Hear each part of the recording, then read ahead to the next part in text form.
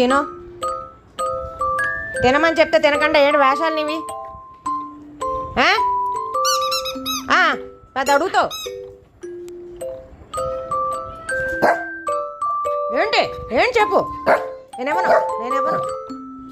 నువ్వు ఫుడ్ పెడితే తినకుండా నాటకాలు ఆడటం ఏంటి?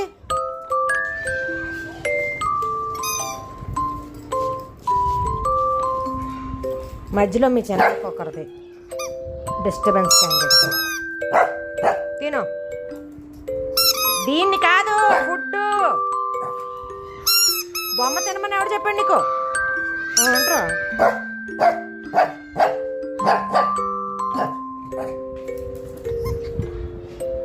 బ్రూనో?